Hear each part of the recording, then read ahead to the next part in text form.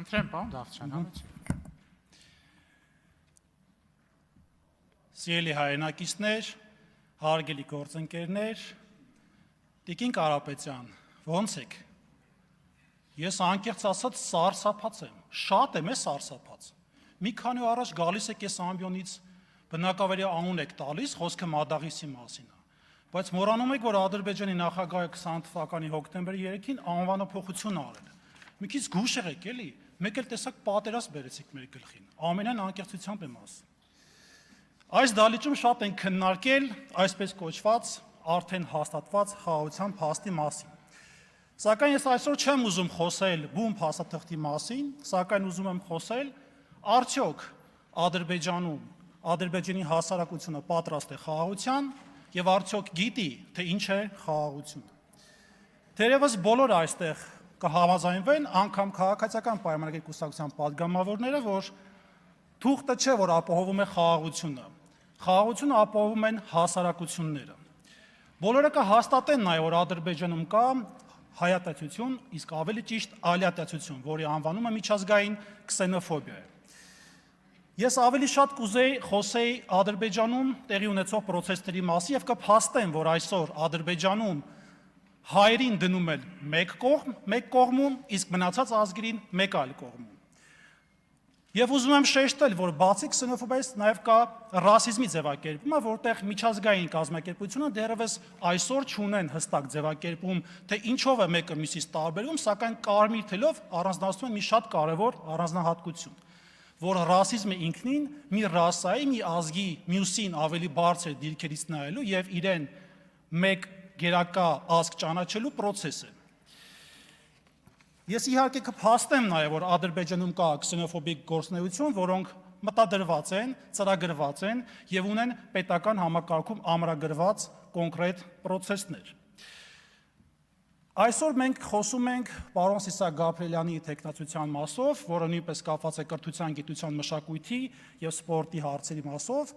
սակայն շեշտեմ, որ անգամ Ադրբեջանում նույն ատելությունը կա կրթության, գիտության, մշակույթի եւ ինչքան էլ որ զարմանալի լինի նաեւ սպորտի ոլորտում։ Իսկ հիմա ավելի շատ փաստերով։ Շատ հաճախ մենք մասնագիտական դաշտում կատակում ենք, ասում ենք, որ Ադրբեջանում անգամ եթե վատ եղանակը լինում, այսինքն կարկուտ է լինում եւ ավիրում է դաշտերը, այդտեղ մեղադրում են հայերին։ Ժամանակակից Ադրբեջանում ավելի շատ հայատացության հիմքերում կանգնած է նույն ինքը Հեյդար Ալիևը, ով 1999 թվականին իր հրապարակային խոսքում հաստատել է, երբ որ ինքը լինելով Ադրբեջանի կոմունիստական կուսակցության կենտրոնական կոմիտեի առաջի քարտուղար զբաղված է եղել ավելի շատ նպաստելով հայերի հանդեպ հատուկ վերաբերմունքի հանգամանքով։ Ես ուզում եմ ուղի խոսքի մեջ բերում անել, որտեղ կփաստեմ մի շատ կարևոր հանգամանք։ Այդ ժամանակ շատ է օգնում Լեռնային Ղարաբաղի զարգացմանը։ Միևնույն ժամանակ փորձում է այնտեղ փոխել ժողովրդագրական պատկերը։ Լեռնային Ղարաբաղը հարց էր բարձրացել այնտեղ ինստիտուտ, այսինքն բարձրագույն ուսումնական հաստատություն բացելու վերաբերյալ։ Ես մտածեցի եւ որոշեցի բացել այն, բայց այն պայմանով, որ այնտեղ կլինի բաժիններ ադրբեջանական, ռուսական եւ հայկական։ Հարակից շրջաններից ադրբեջանցիներին մենք ոչ Բաքու ենք ուղարկում, այլ այնտեղ, այսինքն Լեռնային Ղարաբաղ։ Այս եւ այլ միջոցներով ես փորձում եի հասնել նրան, որպեսզի Լեռնային Ղարաբաղում ադրբեջանցիների թիվը ավելի շատ լինի, իսկ հայերի թիվը նվազի։ Հեյդար Ալիևին հաջորդեց գանք ավելի արդի ժամանակներ, իր որդին Իլհամ Ալիևը։ Եվ կարող եմ հաստատական պնդել, որ հենց Իլհամ Ալիևի շնորհիվ է, որ հայատացությունը Ադրբեջանում ավելի արմատական բնույթ է կրել եւ ունի պետականացված մակարդակ։ Եվ շատ հաճախ փոխաբերական իմաստով ասած, այն խնդիրները, որոնք որ կան Ադրբեջանում, արդեն ցանված բերքերն են, որոնք ըմբոշխնում են Ադրբեջանի հասարակությունը։ Ադրբեջանում հայատացությունը ունի խորը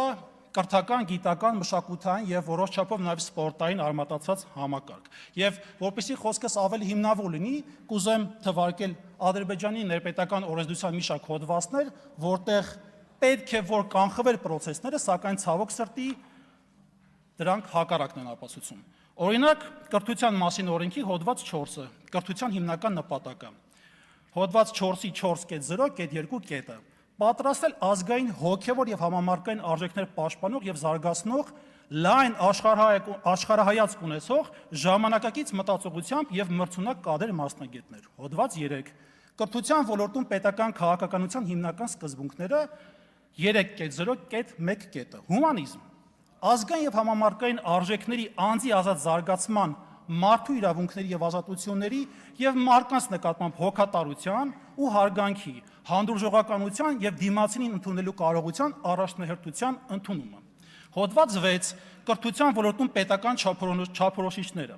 Կրթության պետական չափորոշիչները սահմանվում են հաշվի առնելով կրթության ոլորտում փորձարկված առաջատար միջազգային չափանիշները, ազգային եւ համամարտկային արժեքները։ Երեխայի կրթության իրավունքը հոդված 25. Յուրաքանչյուր երեխա իրավունք ունի որակյալ կրթություն ստանալու։ Այժմ անցում եմ կատարում երեխաների իրավունքների մասին օրենքին։ Հոդված 11. Երեխայի ապրելու ու զարգանալու իրավունքը։ Յուրաքանչյուր երեխա ունի ապրելու, ինչպես նաև ֆիզիկապես, մտավոր, հոգևոր, բարոյական եւ սոցիալական զարգացման համար անհրաժեշտ կենսապայմաններով եւ կյանքի մակարդակով ապահովված լինելու իրավունքով։ Հոդված 20. Երեխայի մտքի եւ խոսքի ազատության իրավունքը։ Յուրաքանչյուր ոք պարտավոր է հարգանքով վերաբերվել երեխայի մտքի եւ խոսքի ազատությանը եւ ամենավերջի հոդվածը Ադրբեջանի սահմանությունից եմ ուզում մեջ բերել, դա հոդված 47-ն է, մտքի եւ խոսքի ազատությունը։ Կետ 3-ը։ Չի թույլատրվում այնպիսի քարոզչություն ու ագիտացիա, որը հրահրում է ռասայական, ազգային, կրոնական, սոցիալական կամ որևէ այլ չափանիշի հիման վրա թշնամանք եւ ատելություն։ Եվ հիմա հարցս կուզեմ ուղղել, քանի որ խաղաղության օրակարգը ավելի շատ քաղաքացիական պայմանագրի կուսակցության նախաձեռնությունն է, ես իհարկե չեմ խոսում փաստաթղթի մասին, այլ հասարակության մասին, կուզեմ ձեզ ցույց տալ թիվ 136 դպրոցի սաների կողմից նկարված այս պատկերը, որտեղ արտացոլված է հետևյալ իրավիճակը։ Սպանվում են քաղաքացիներ, այս համատեքստում սպանողները հայեր են, իսկ սպանվողները ադրբեջանցիները։ Թիվ 359 դպրոց, նույն պատկերը, սակայն այլ նկարագրությամբ, տեսնում եք ինքներդ, սպանվում են քաղաքացիական անձիկ, որտեղ սպանողները հայեր են, իսկ սպանվողները ադրբեջանցիները։ Թիվ 113 դպրոցի սանի նկար, որը նույն տրամաբանությամբ շարունակությունն է, ավելի ահավասիկ պատկերով։ Հաջորդ նկարը, այստեղ նույնպես տեսնում եք նույն դպրոցի կողմից նկարված աշակերտի նկար, որը ինքնին ապացուցում է այն հանգամանքը, որ դպրոցներում քարոզում է այնպիսի հայատացության քաղաքականություն, որը հանգեցնում է երեխաների մոտ նման մտքի զարգացմանը։ Թիվ 96 դպրոց, այստեղ նույնպես տեսնում եք նման մի պատկեր, որտեղ տանկով անցնում են մեքենայի վրայով եւ իհարկե չխոսեմ մնացած զարգացումների մասին։ Սա ամենակարևոր ցուցիչն է եւ տեսնում ենք, որ այս դևը, որը պատկերված է Ադրբեջանի երեխու կողմից, այստեղ գրված է Էրմենի, այսինքն հայ, եւ արյուն է կաթում ամբողջությամբ գետնի վրա։ Սա նույնպես դպրոցական երեխայի կողմից է նկարվել։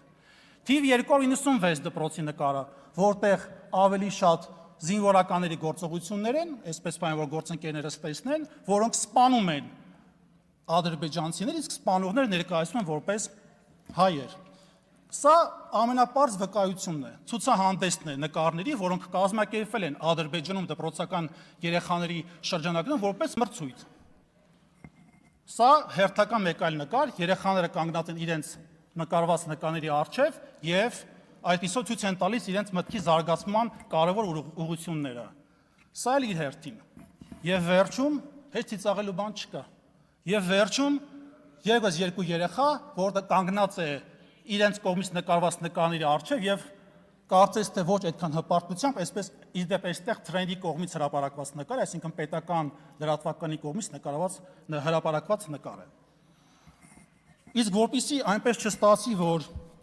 քաղաքացիական պայմանագրի որևէ падգամավոր գա այստեղ ու փորձի խեղաթյուրել փաստերը, ես կխոսեմ 9-րդ դասարանի